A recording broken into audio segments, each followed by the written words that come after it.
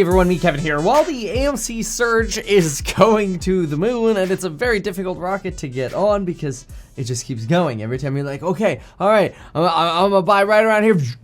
It's like, okay, well, never mind. Folks, let's talk about some other companies that have pretty high short interest, which might end up being future potential targets of some kind of short squeeze, or gamma squeeze, or some sort of momentum trade. No guarantees. This is just simply pointing out some companies that I've identified that have really high short interest and that are also trading at relatively low levels compared to where they had been trading at previously. So with those two things combined, I want you to know that's the only analysis that went into this, is comparing to the past and looking at short interest. So I'm not professing that what you're about to hear is some deep fundamental analysis on all these different stocks.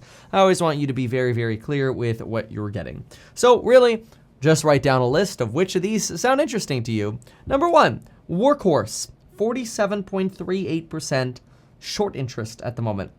Workhorse has sold off dramatically. I mean, we were in the 30s and even the 40s at one point. And now this is a $10, $9 stock. And that's mostly because Workhorse lost their United States Postal Service contract to supply electric vehicles, battery electric vehicles to the Postal Service. Oshkosh got the group or got the deal instead. Oshkosh is a manufacturer that also does a lot of gas cars, so it's kind of weird that Oshkosh got the contract and not Workhorse. But anyway, the stock has been in the toilet since then. Kathy Wood bought the dip initially, and I'm like, why? Why are you buying the dip on Workhorse? Like, it's the thing propping it up is gone, the Postal Service contract. And then today she sold, or maybe it was yesterday she sold, but anyway, she sold within the last few days. At least sold some of her Workhorse shares at these new low levels around like $9.90. And so my thought is, what if we're at a potential turnaround point where we're at a potential bottom for the stock? Now, no guarantees. The stock before the summer of 2020 used to be a $3 stock. So there's always the chance that you go back to those levels. However, the whole EV revolution hadn't really started until the second half of 2020. And that's when we really saw the revolution in Tesla, NIO, and pretty much anything that was even electric vehicle associated. I believe that there'll be another electric vehicle surge at some point within the next, who knows, 6 months, year. Who knows? At some point, I think there'll be another EV surge. That said, I am going to start with a shorter term option on a Workhorse. And so I did this morning send an alert to course members that I was putting $31,000 into $10 options for Workhorse.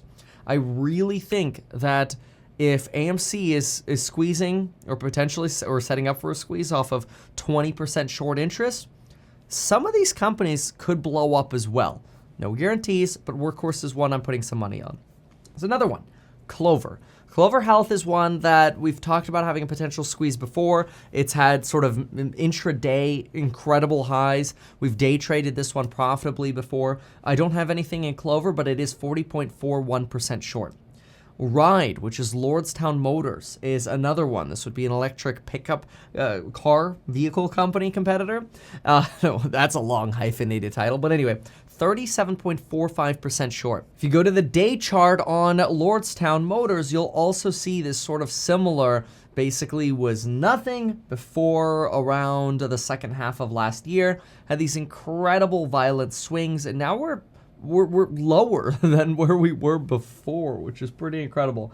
And the fact that Lordstown is 37.45% short, pretty interesting. So I'm tempted by this one as well. This here is Workhorse. I did draw a funny line of what I hope will be a rocket ship to the moon, but that's just really a funny line that we joked about drawing. But I'm going to leave it there because it's a joke and it'd be funny if it was right.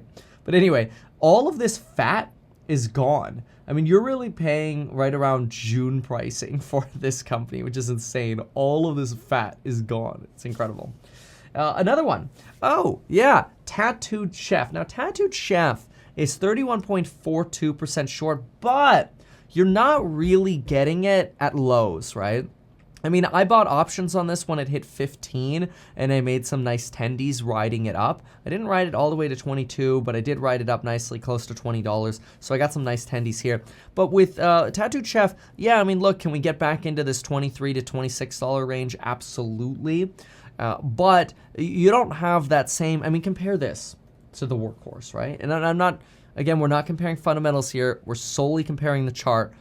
Comparing the chart here, this is when the USPS contract evaporated. So you do have some serious issues, some serious baggage here when it comes to Workhorse. But, you know, you're definitely buying this one a low, whereas Tattooed Chef, you're a little closer to higher levels here. But 31.4% short. Hey, maybe we hit some new highs on TTCF. Here's another one. GoEV. Had some pretty devastating earnings the last 2 cycles. They're kind of confused as to what they want to do, which is problematic. It is selling well below its $10 SPAC price. It's currently at $8.43. You're buying this one really at next to the lowest prices it's ever been if you were buying this. None of these companies, by the way, that we're talking about here are companies that I'm like super jumping up and down about for the long term. They're more trades for me, so I'm not going into these as long fundies. I'm going into them as just swing trades. Like if I can, you know, if Workhorse went up 30% over the next month, see ya. I'll take my tendies and get out of there. I did the same thing, by the way, with, oh, well, let me finish GoEV, and then the next one is the one I'll talk about as well. So GoEV is 31.12% short. You're buying it at pretty much the lows of the chart. But here's another one. I made a good chunk of tendies on this one. So I bought this one pretty low. I want to see exactly when I bought it. If I can pull it up here on my phone. So I bought Sofi, which was IPOE, was the ticker symbol for the SPAC.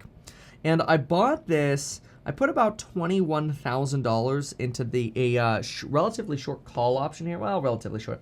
I bought it, let's see, it's it's a January 2020 call option. Sorry, 2022 call option. Gotta get my years straight. And take a peek at this. These are the returns on it right now. So I sent an alert out to course members on this one. I bought it for $25,800. Right now it's worth about $57,000, so it's up about 120%. Makes me wish I went harder on it. But hey, that's the way the cookie crumbles.